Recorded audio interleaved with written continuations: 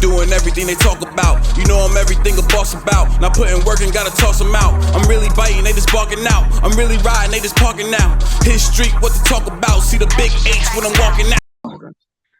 Let's switch to the defensive side. Here we go. This is our neck of the woods, right? Former defensive backs. Let's talk a little bit of defense, right? You know, when you look at this defense, obviously I mentioned it before, I see a strong linebacking group, right? So in terms of your perspective, is the group of linebackers, is that the strength of the defense, or am I missing something when I'm looking at the D line or the defensive backs? I would say the D line personally is stronger than the linebackers. I'll go through the linebackers first, but I got Mark Stewart, Sterling. He's very underrated, but he's very good, like such a technical linebacker. Jadil Wahib, young guy, NFL Academy, doesn't pop on tape, but he's physically excellent. You got Emmanuel Shasama Prague, Tobin Naylor, who's a D3 All-American. Inzinion, who's been at ELF for a long time. Janelle Pelly, again, ELF player, GFL player. Smaller guy, but he's rapid, super fast. Cadell, again, red listed, but very good player. And he said he'd come out of retirement if this game was played. I talked to him the other day, and he said that he would be doing that, so that's helpful. I got George Rhymes, who's like a young guy at UE. He would require development for sure, but like when you got these kind of guys behind you, like you're gonna develop. Jamin Wahid as well, again, another sign into GFL this year. Kofi, who's going to Colorado. So, there's a lot of players. It's built for youth. It's built for the future, and it's still probably one of the strongest, if not the strongest, linebacker core in the ELF. And it's not even built for now; it's built for later. So, I think that the potential with that one is absurd. And then the D line, I think, is my favorite because again, I went without budget for it, so I've got a couple, former NFL guys in there. The money's long in London. The money's long. Yeah. The money, we're not, the pounds are long in London. Like Jack Crawford, he's in my D lineman. Yeah. It would probably take quite a little bit to get him out of retirement, but former Cowboy, Falcon, and Titan player. You got Adedeo as well, who's on the Texans. You got Darren Ag, who's at Vanderbilt. So Chad Jackson as well, from currently a left player. You've got Simeon, who's in the CFL. Max Parkinson, I'm not sure if you know about him, but he's a freak athlete. He's 6'2" at UE this season, but I think he'll get drafted to the CFL. So yeah, so he's 6'2", about 240, 250. He did 29 reps in the bench press and ran 4.63. So he's legit. And he's played football for like a year and a half, 2 years.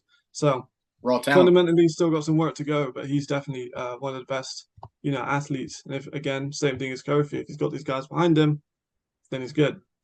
So, and then Cedric as well, probably one of the best interior linemen, probably the best interior lineman in the UK, maybe even the best lineman in the UK isn't located here. So he's very underrated. I think a lot of people just kind of look at interior D line and then just move on.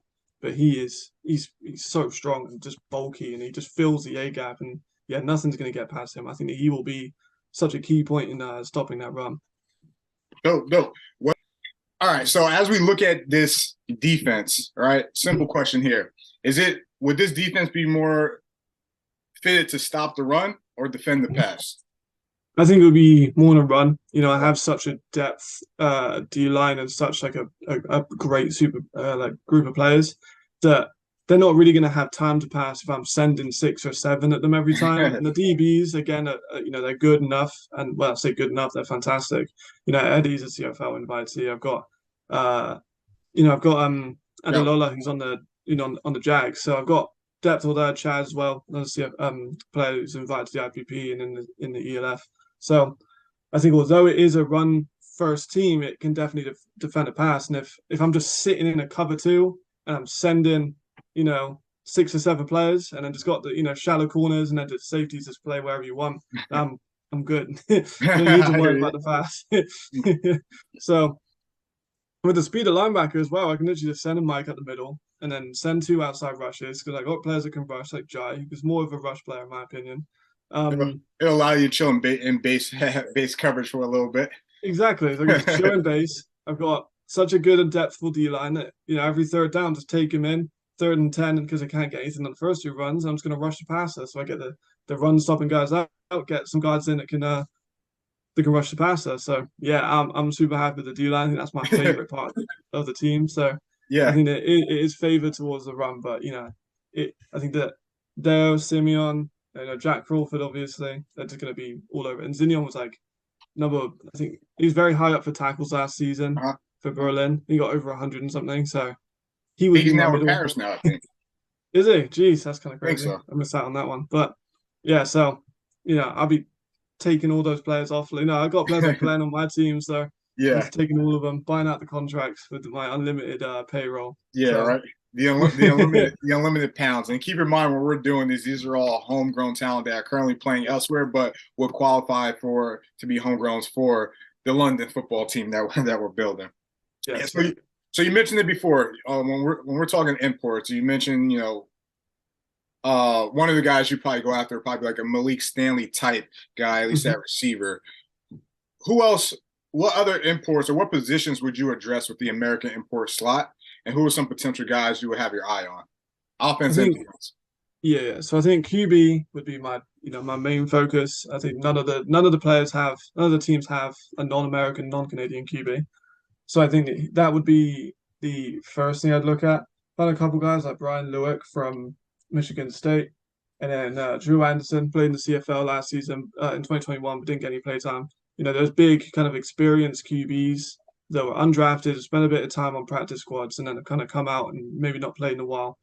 Those would be my guys that I'd target. I think the Enthroners might be doing that at the moment. So I think that would be one of the things I Yeah. do. Again, also backups in like the XFL and the CFL would be players that I would target. So they would be the ones I have my eye on. In terms of receivers, I think I would go for Reese Horn, just personally. I like it, European experience. It's a different game to the Yeah. XFL. Although the XFL is obviously high standard, it's a different kind. You need a blocking receiver. It's much more focused on the run in Europe. So I think that would be the thing that I would do. Is getting Reese Horn as my receiver, and then get someone like Brian Lurk at QB, Yeah. and then just have that kind of bigger. But he's not a deep threat per se, but he can definitely take the top off the defense, and then have all these speed guys and powerful running backs, and just kind of grind them out with Dwayne running 240 down the middle, and then Glenn running the next three plays, and then kind of speeding it out of the stretch with Andy or with Tyrese. So I think it would definitely be a problem for most defenses. You can already see the vision. What type of guys would you go on the defensive side? Obviously, is there with the team we're constructing right now, or that has been constructed, they're built to stop the run. So I'm assuming you're probably going to go the 2 DB method, which a lot of teams are starting to adapt. Yeah, probably. Yeah, I like Washburn, who signed for Milan. Calling from Washburn rather than his name Washburn, who signed for Milan, and then Stewart, who also signed for Milan, very good. But let me just quickly have a look at my DB list of Americans that I have, and then I'll kind of have a look who I would bring in for my imaginary team. There's another corner, Brian Peavy. He's pretty good. He played at UWI last year, like a couple of years ago. He apparently would just turn up, get 3 picks, go away. Like he was insane. He was a Illinois 2-time state. So I know I'll get Brian in. He's about 5'9", but he's 2-time All-American at Iowa State. So he's definitely worth the try. And let me think, who else? I might get someone like his safety. I guess someone like Darius Robertson just to be like a pick merchant, just playing at safety, his natural corner, and then just let him go after the ball. So, No, I was just agreeing with you. I was just saying that. Right. Yeah. So just go after the ball. We're going to be rushing the passer every time anyway, so the ball's going to be in the air for a while because we're going to be hitting him every play. So just get some players who can make plays on the ball. I hear you. So we built the London football team. We talked about guys that are that would potentially be on the squad, just homegrown alone, then some potential imports. Now let's put this team in year 3 of ELF, and we're going to assign them to the Western Conference where they're actually shorter teams. So we go from 17 back to 18 teams. With this team currently constructed, how do you think they would fare in the Western Conference? And is this a playoff caliber team? I'll read you out the names of the Western Conference if we got the London team. This is a crazy conference. We got London, obviously. London Paris. We got London, we got Paris, we got Rhine, we got Hamburg, we got Frankfurt, and we got Cologne. So Rhine was 7-5 last year, Hamburg was 11-1, Frankfurt 8-4, and then Cologne was 3-9. That is probably the best division in European football. It's gonna be a tough one. Yeah, I mean, I think they make the playoffs personally. I think them and Ryan, whoever kind of wins between those two in the playoffs, wins the whole thing. I think that Hamburg are really, really good. They lost a few key pieces like Glenn, like Lewis. And then obviously everyone's talking about Paris. Everyone loves Paris. Everyone loves Paris. Yeah.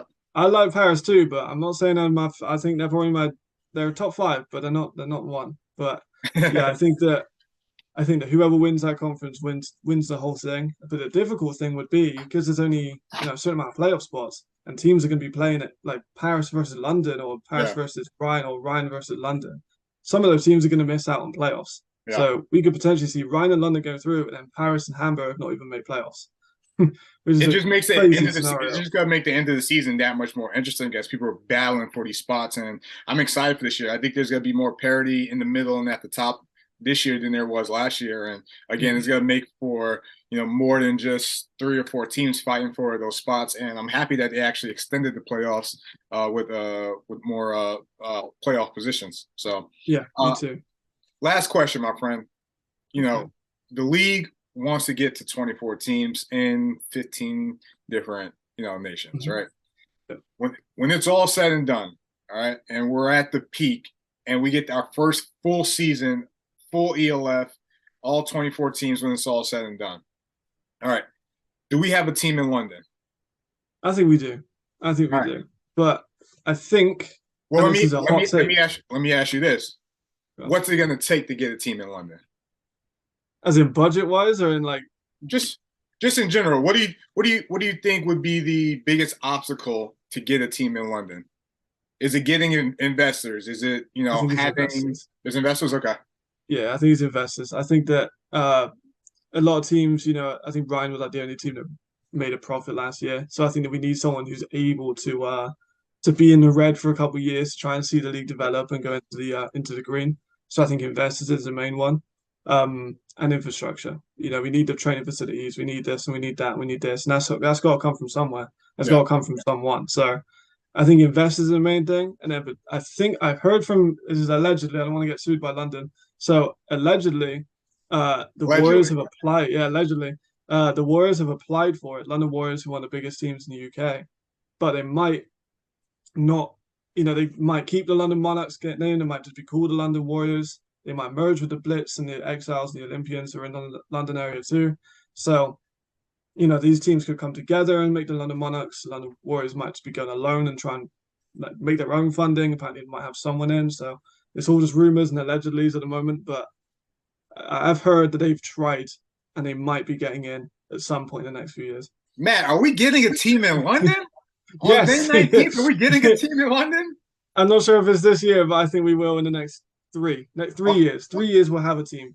That's awesome. What I'm saying. When it's all said and done, we're predicting London's going to be one of the final 24. Hey, if you like this team we constructed, drop a comment, below. Let us know your thoughts. I always like to interact with everyone on the show in terms of, people who watch and, let me know what they think. So let me know what you guys think about the show. Matt, this was awesome, man. I appreciate you coming on. I said it before, I like to get players and coaches, but I also like to dive into the scouting world, the broadcasting world, like, owners, GMs, I like to give the perspective from all different angles. This was definitely a fun one. I'm excited to see, what these people think about it. Thank you for coming on, my friend. And this won't be the last time we chop it up, brother. Nobody, hard work, they don't know about.